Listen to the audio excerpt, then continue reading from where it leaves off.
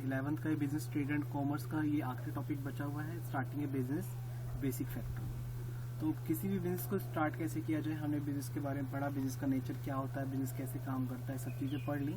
तो फाइनली अब इस डिसीजन पे हम पहुंच चुके हैं कि बिजनेस को कैसे स्टार्ट किया जाए। तो स्टार्टिंग ऑफ ए बिजनेस, अब जैसे कि कह रहा है कि स्टार्टिंग किसी को बिजनेस को करना है तो कैसे किया जाएगा, उसको क्या सोचना पड़ेगा पहले, वो सब चीज़ें बताई गई हैं। कह रहा है कि starting a business enterprise is similar to any other human effort in which resource are employed to achieve certain objective.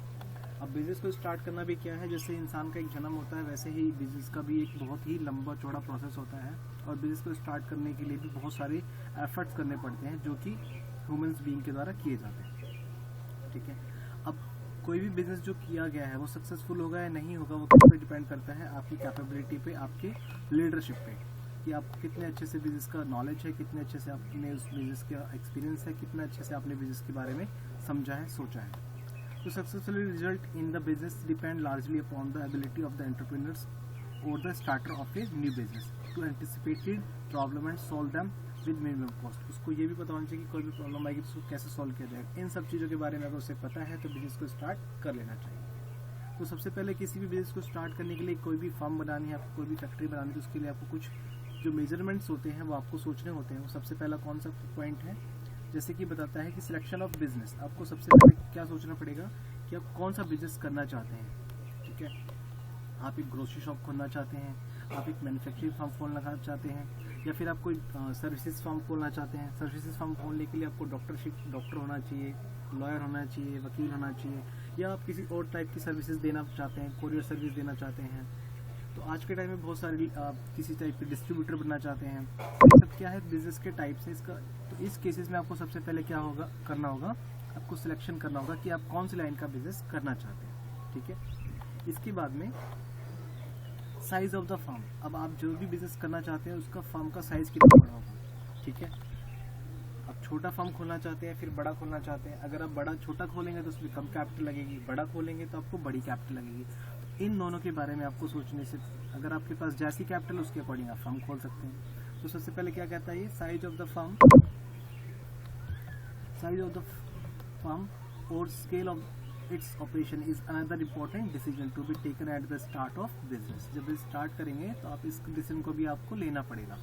Some factors favour is large size. ठीक है, जो भी फैक्टर्स हैं वो क्या होते हैं, लार्ज साइज के आपको लेने पड़ते हैं।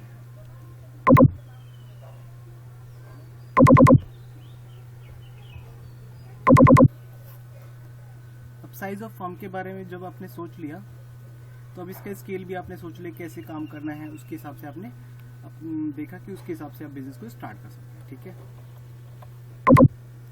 इसके बाद में अब आपको क्या देखना पड़ेगा, choice of form of ownership. अब choice of form of ownership का मतलब क्या है कि आप जो बिजनेस खोलेंगे वो सोल प्रोप्राइटरशिप खोलेंगे।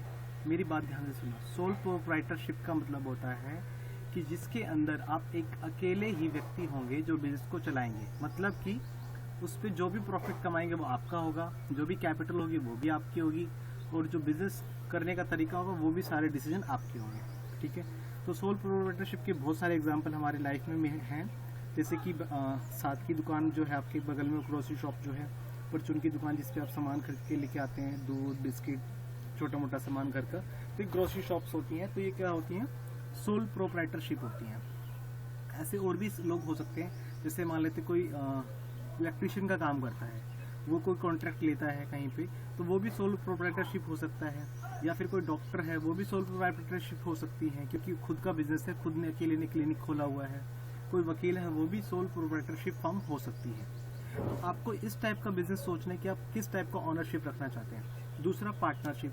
अब पार्टनरशिप क्या है कि आप उसमें अकेले मालिक नहीं होंगे, आपके साथ आपने किसी फ्रेंड को इन्वॉल्व कर लिया या फिर किसी जानकार को इन्वॉल्व कर लिया, जो आप दोनों मिलकर पैसे लगाएंगे और आप दोनों मिलकर अपने आइडियाज़ देंगे और आप दोनों मिलकर अपने तरीके से बिजनेस को रन करेंगे।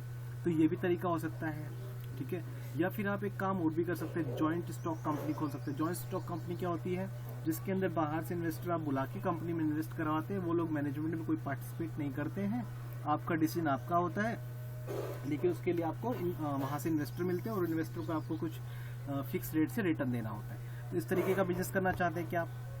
तो इसके बाद में तो इस टाइप का चॉइस ऑफ ऑनरशिप आप चूज कर सकते हैं कि आप किस टाइप का ऑनरशिप अपने बिजनेस के ऊपर अप्लाई करना चाहते हैं। ठीक है,